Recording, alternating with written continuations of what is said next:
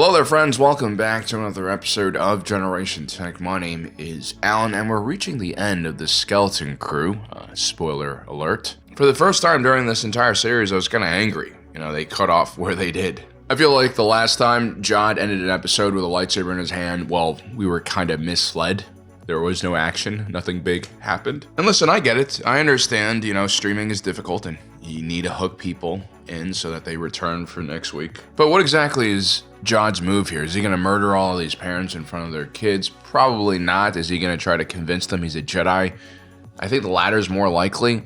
But then again, as, Jod becomes more and more unhinged as his persona unravels, who knows what he's willing to do. On a normal day, Captain Silva is quite charming. He's capable of leading a crew of men into deadly combat, or winning over a group of children who have just run away from home. But ever since Jod heard Tak Renan describe what kind of treasure was actually being held on that Aton, a Republic mint, it's clear that the greed has slowly gotten a hold of him.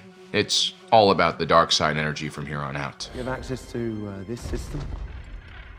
Aye. Refill that chamber with acid. It's hard to do kids and pirates. On one side you have these innocent younglings who have their entire lives before them. They're precious, they're fragile, you want to see them protected. And then on the other hand, you have people who have either never had good opportunities in their life or just continue to choose the wrong path in life. It's the drastic difference between these two groups that makes this pairing so interesting. You also have to wonder, do these pirates have any ounce of good in them left? Do they see themselves a little bit in these children, before their own lives took a dark turn? That is the dynamic here.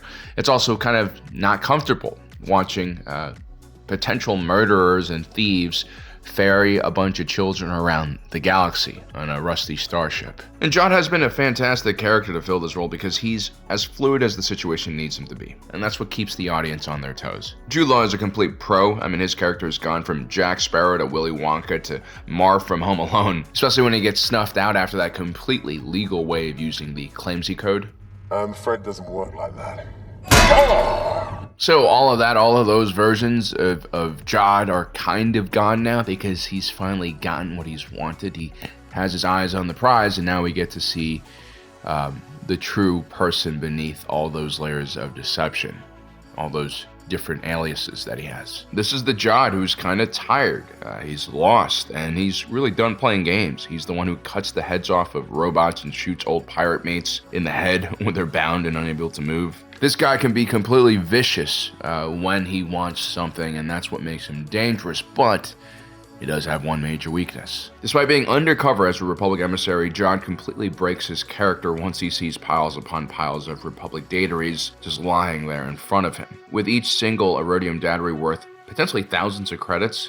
In our own world, we don't have Erodium, but we have gold, and for just 1 ounce, a small little tab like that can be like $2,600. I really love the look on Jod's face, the complete obsession and mania. I love how the gold kind of turns almost into liquid as it cascades all around him. It's clear that this gold will be his downfall. It will blind him from reason, from thinking clearly, which has kept him alive so far. Jod's actually not in a great position if you think about it. He's in a vault. He hasn't really gotten away with the loot, and the Onyx Cinder is very well secured to that landing platform. That is a heck of a security system they have on this planet. So the question is just how evil can Jod get when he's cornered and trapped and desperate? This guy's not a Jedi or a Sith, but he is Force sensitive, so he could be pulled by the dark side very much. I think because Jod is charming and occasionally does goofy things that we underestimate his potential for evil and the dark side. Jod is trapped right now. He's not with his men. He can't communicate with them at all. And so they've kind of set this scene up now. Jod will finally be really pushed to his limits, and we'll see what he does to survive. Will he use the Force to choke people, slam them against walls, or will he shoot lightning out of his fingertips? We've been shown this lightsaber so many times, and he's yet to really use it in an actual battle. He did kill SM-33. Well, he didn't kill him, actually, kids. Those heads, they pop right back on. I'm pretty sure the memory core is still going to be intact or something. But yeah, I want to see Jod do some real damage here, because I think he is capable of some true darkness as a Force user. There's always that other element of danger there. But you know what turned out to not be extremely evil? Aton. Yes, the weird planet with its beautiful suburbs that looked almost too perfect and its legions of droids with cameras on their heads. That planet turned out exactly as advertised, a slightly boring utopia, right? Especially when you compare Aton to other worlds. I mean, these pirates are, literally willing to give anything to get there. And it's not just about the gold, I feel like. The quality of life in this place is just fantastic. You also have to consider most of the galaxy has just gone through the Clone Wars and the Galactic Civil War. Aton missed both of those terrible conflicts. It's kind of funny if you think about it. The original Star Wars film was George Lucas trying to convince young folks who were about to reach adulthood to be brave and set out on your own. Star Wars back then was all about growing up and pursuing your dreams and adventure, whereas the Skeleton Crew is still about growing up, but also realizing that, hey, the wider galaxy is terrible, especially if you're a child. There are dangerous pirates everywhere, completely shattered worlds where children are combatants, and worst of all, luxury spas that don't cater to kids. All joking aside, I actually think both George Lucas's old message and the Skeleton Crew's new message are valid, and they're actually geared towards, I think, kids at different stages in their life, and kids with different types of personalities, right? What's important in life is not that you go one way too far. It's all about balance and knowing what your limitations are, and gradually becoming more and more confident about your own capabilities. That's what growing up is all about. And as we see with Wim, Fern, KB, and Neil, they all have varying levels of caution and then confidence in themselves. And this is something that they're all dealing with throughout this adventure. Some people need motivation to get out the door and start their lives, and at the same time, some kids are just way too young to leave home and start adventuring. The Skeleton Crew is a reminder to bored kids living in the suburbs that, hey man, life isn't really that bad. You have these adults who take care of your food, transport you around, get you to school, pay the rent, utilities, all that kind of stuff. And, even if your family and your home isn't perfect, well, when you're an adult, you lose a lot of those things. So, be in the moment, be aware of what's going on and don't always be chasing that FOMO. I mean, some of these kids understand. I mean, KB and Neil, who both have loving parents, plural being the important thing, were kind of whisked away by their more impulsive counterparts. So this lesson isn't necessarily for them. It's more for the two guys who dragged their friends away from home, right? And even if Wim and Fern are a bit more rebellious and less appreciative of home because they only have one parent, or for some other reason, even they are reminded of what life was like in the suburbs, where, yeah, things might be repetitive, but no one's trying to kill you. You don't have to duel pilots or, be in dogfights with X-Wings, because that kind of stuff, that gets old really quick. I'm kind of surprised that this was the message of this show, but it's not completely unexpected. If you take a look at John Watts and Christopher Ford,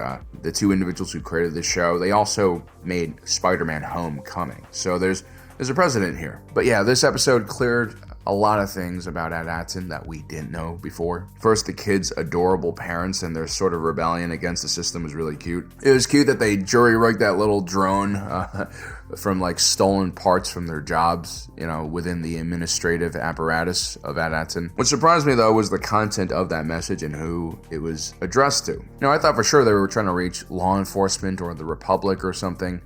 I had no idea that they were actually just trying to contact their children.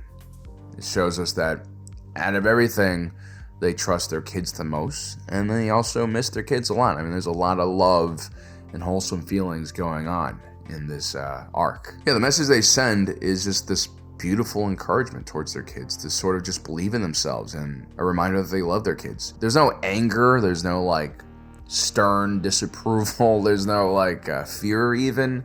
I mean, these parents are just super supportive, and it's kind of nice to see.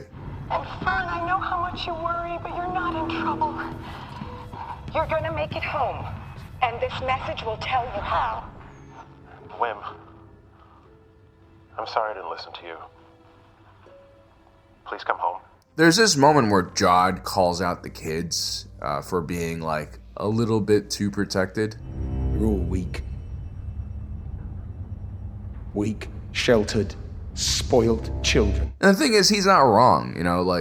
The bad pirate guy can be right about certain things. As much as, the dystopian surveillance world of Aton might be right about a few things as well. These kids left paradise. They left families that truly loved them. So much so that in these moments of great panic and danger, instead of giving them stern lectures, they're just supportive and loving, as parents should be in these kind of situations. What surprised me even more was the fact that these parents decided to keep Aton's location hidden, in case anyone intercepted this message. We can't transmit any coordinates due to security procedures, but you can get home.